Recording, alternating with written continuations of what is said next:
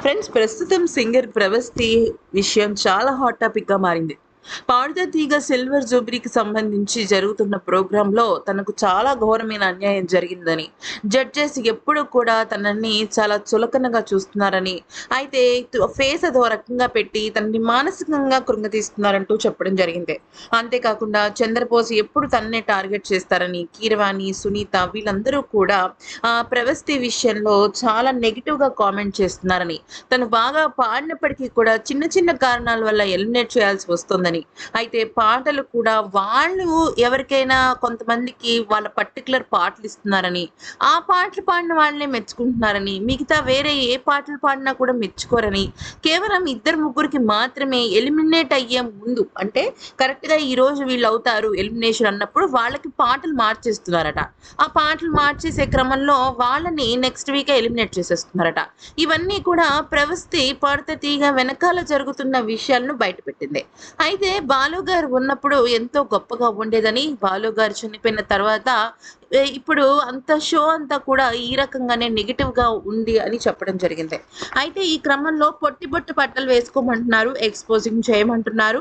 అలాగే అన్‌కంఫర్టబుల్ అని చెప్పినా కూడా అంటే నేను వేసుకోలేనండి అన్నా కూడా వాళ్ళు బలవంతం చేయటం, తిట్టటము, అలాగే తనని ఈ బాడీ షేమింగ్ చేయటం. ఏంటి నీ సైజులకి నీ డిజైనర్స్ అన్నానంట.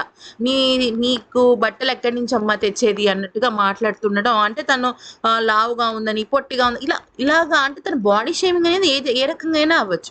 అయితే ఇప్పుడే విషయంలోకొచ్చినట్టయితే దీనిపైన పొట్టి బట్టల విషయం పైన అటు 'జ్ఞాపిక క్రియేషన్స్' వాళ్ళు, అలాగే ఇటు సునీత వీళ్ళందరూ కూడా చెప్పటం జరిగింది కొన్ని విషయాలు. అయితే ఇక్కడ మ్యాటర్ ఏమైందంటే 'జ్ఞాపిక క్రియేషన్స్' వాళ్ళు ఏమన్నారంటే, "పాడుతా తీయగాలో ఇప్పటి వరకు స్లీవ్‌లెస్ కూడా మేమెప్పుడు పెట్టలేదు.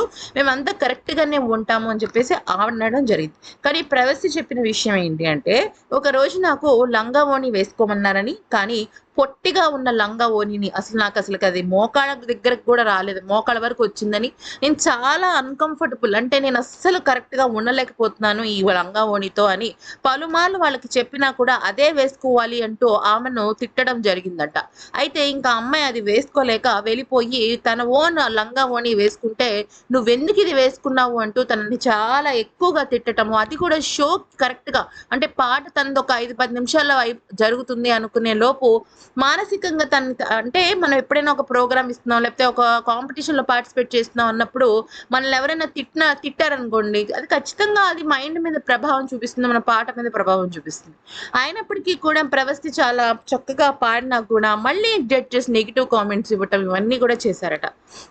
అంతేకాకుండా అక్కడ జరుగుతున్న అన్యాయాల్ని ఒకదాని తర్వాత ఒకటి, ఒకదాని తర్వాత ఒకటి బయట పెట్టడం జరిగిందట. అయితే ఇక ఆ సునీత గారు తను ఏం పాట పాడినా కూడా "నువ్వు కరెక్ట్‌గా పాడలేదు. నువ్వు బాగా పాడలేదు" అని చెప్పేసి ఎప్పుడు చెప్తుండడము. అలాగే కీరవాణికి కూడా సునీత గారే ఎనక నుంచి "ఈ అమ్మాయి హై పిచ్ ఎత్తలేదు. ఈ అమ్మాయి ఇలా పాడలేదు. ఈ అమ్మాయి అలా పాడలేదు" అంటూ మాట్లాడుతుండడం జరిగిందట. అది కూడా మైక్ ఆఫ్‌లో ఉందనుకుని ఆవిడ మాట్లాడితే అది కాస్త పూర్తిగా వినపడిపోయిందని.